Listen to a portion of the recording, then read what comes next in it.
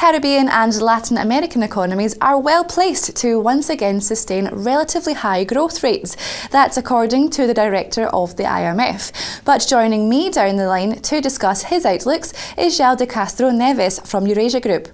Joao, despite the IMF's optimism, they also warned governments in the region should be prudent. The Ibovespa fell for a third straight day, with Banco do Brasil leading banks lower on concern Brazil's economy remains stalled, and amid speculation government deficits will lead to a reduced credit rating. How worrying is this for the Brazilian economy and the real? Yeah, I mean, that's we when looking at Latin America, we're definitely seeing, I think, the region entering into a less favorable environment than the last 10 years, let's say. I mean, the last 10 years, what we had in the region was basically, countries that benefited immensely from global growth and also led by Chinese growth and consumption of natural resources. Going forward now, the next 5 years, what you have is probably a scenario of slower growth for the region, even though we're not seeing kind of a more radical scenario of no growth at all. We're just seeing kind of a less favorable winds, but at the same time, these countries having to deal with this slowdown in economic growth, but at the same time, growing challenges coming from their own countries. For example, the rise of the middle class. That produces many pressures on leaders in terms of spending pressures, and which may lead to concerns regarding credit, and that's the case of Brazil, where you have a country that increased spending so much over the last 10 years or last 5 years because it was able to, because it had the money to do so, but now we're entering a more unfavorable scenario where it's hard for you to just cut spending like that. There are risks. Brazil's not, in the edge of a cliff here. There's no risk of insolvency. What we're just seeing is like a gradual deterioration of fiscal policy in Brazil. But the government, at least so far, has signaling that even if it has no room to tighten the belts, to cut spending meaningfully, at the same time it's not willing to embark in a populist kind of spending spree to attend to those growing demands of a middle class for more spending. The problem is what is still to come, according to some analysts, who call for GDP to expand 2.5% this year and next. The economy increased 0.9% last year. That's the worst performance since the 2009 financial crisis.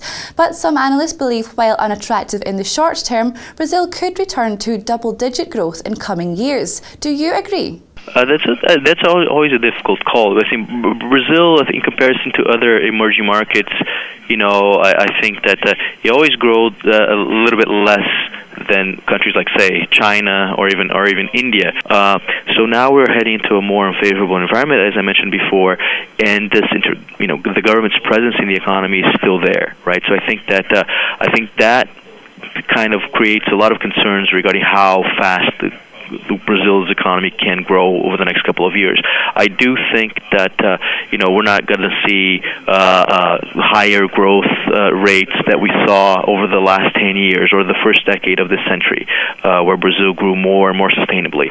A lot of economists say that we may expect growth from 2 to 3% or 2 to 3.5% over the next couple of years, and I think that's a reasonable forecast for Brazil, I think. Amid the political concerns in Brazil, investors are starting to look elsewhere and seeing pockets of opportunity in smaller markets in Mexico and Chile. Now, Mexico has long served as a strong manufacturing base for the US. Do you think this, combined with market-friendly reforms, could make Mexico the most attractive LATAM market in the coming years? I think so, but I would just, I don't like to see the region as a zero-sum game. I think that Mexico definitely is in a better position now to attract more investments because, as I mentioned before, the countries like Brazil and other natural resources-rich countries, they benefited immensely from Chinese growth and the commodities boom. Mexico didn't benefit as much, right? Because Mexico didn't have that, export of commodities like Brazil had or other countries had. So because of that, Mexico had to undergo reforms before, and now it's in a better position now to deal with this, let's say, more unfavorable environment.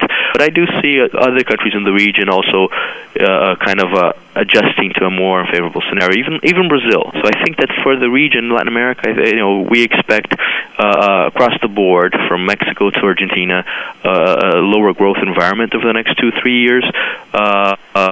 But I think that, if you want to compare, Mexico definitely is in a good position to lead the way, I think, over the next couple of years. After a recent rally on the back of Fed tapering speculation, many analysts still believe the MXN is overvalued. But what is your outlook for it moving forward, given the opportunities recent reforms are opening up? Well, I think a lot will depend on the strength that the government has to implement its reform, because one of the big reforms in Mexico now is energy reform, which would open up the oil sector in Mexico and create potential for huge inflows of investments to the country, which in turn would have an impact on the currency as well.